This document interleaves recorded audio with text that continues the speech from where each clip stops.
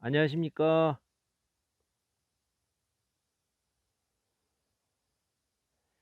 이 식물을 보면은 마른 잎이 그대로 남아 있는데요. 내년 봄에 새순이 나와도 그대로 있습니다.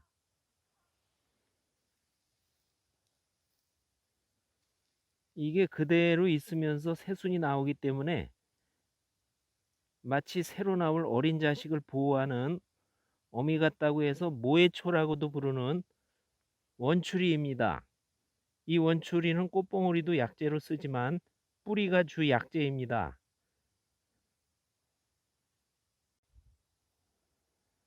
이제 이 원추리의 약성이 모두 뿌리에 모여 있을 때입니다.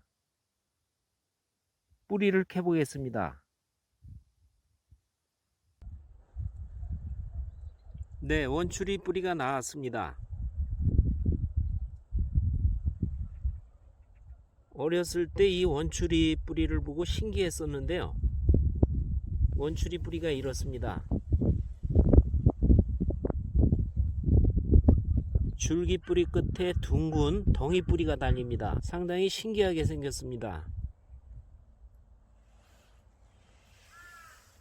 이 원추리는 마음을 안정시키고 근심 걱정을 잊게 해준다고 해서 망우초, 헌초 등으로 불리는 식물입니다. 말씀드린 대로 뿌리를 주 약재로 쓰는데 헌초근이라는 한약명을 씁니다.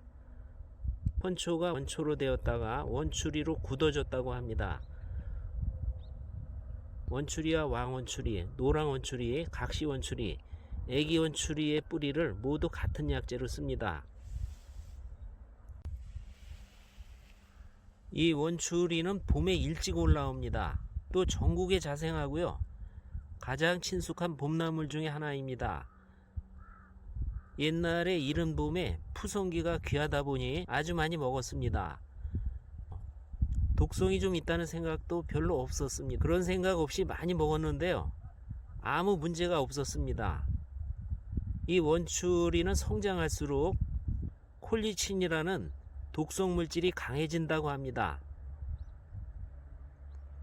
많이 자란 것을 먹으면 안 되고요.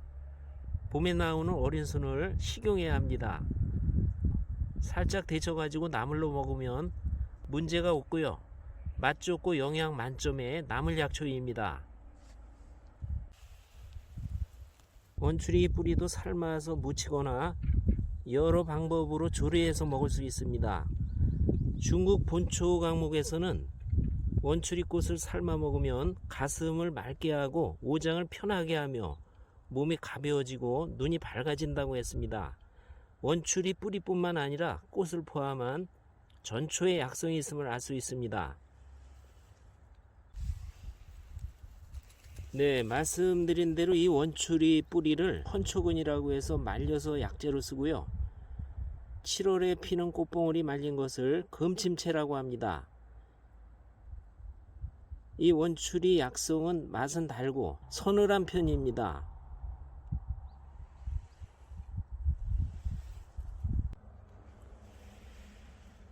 이 원추리에는 비타민 A, C 등 다양한 비타민과 미네랄을 함유하고 있습니다. 혈액순환 등 신진대사를 촉진시키고 기력을 높여줍니다. 몸에 활력을 주기 때문에 충곤증을 물리치고 힘이 나게 해줍니다. 자주 먹으면 비실비실하던 사람이 생기가 돌고요. 정력이 강해질 수 있습니다.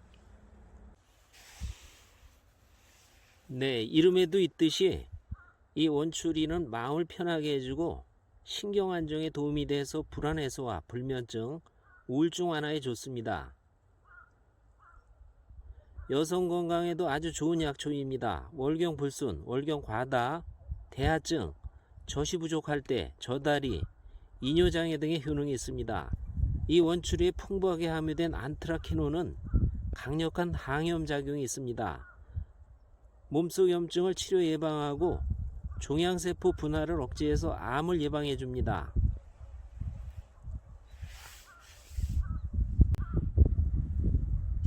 또한 베타카로틴, 비타민C 같은 항산화 성분이 풍부합니다. 노화의 주 원인인 활성산소를 제거하고 세포 산화를 막아줍니다. 노화를 억제하고 피부를 젊게 해줍니다. 이 원추리에 함유된 아르기닌, 콜린 등의 성분이 간 기능을 개선해서 황달 등 간 기능 장애 등의 효능이 있고요. 안트라키논 같이 항염증 작용으로 폐결핵, 요도염, 지렴, 유선염 등 몸속 염증을 치료해 줍니다. 또한 소변을 잘 나오게 해주고 부종과 소변색이 우유빛 같은 증상, 혈뇨, 요로 결석에도 효과가 있고요. 양혈 작용이 있어서 코피, 대변 출혈, 자궁 출혈 등 몸속 출혈을 먹게 해줍니다. 시력을 좋게 해주고 소화기 질환, 변비에도 효과가 있습니다. 네, 약재로 쓸 때에는 이 뿌리 말린 것을 하루 기준 10 내지 15g을 달여서 복용하고요. 말린 잎과 꽃봉오리는 5g 정도를 달여서 복용합니다. 나물로 먹을 때는 크게 성장하기 전에 어린 잎을 이용해야 되고요. 살짝 데쳐서 찬물에 1시간 정도 담갔다가 먹습니다. 오늘은 맛 좋고 약효 좋은 나물약초 원추리 알아봤습니다. 감사합니다.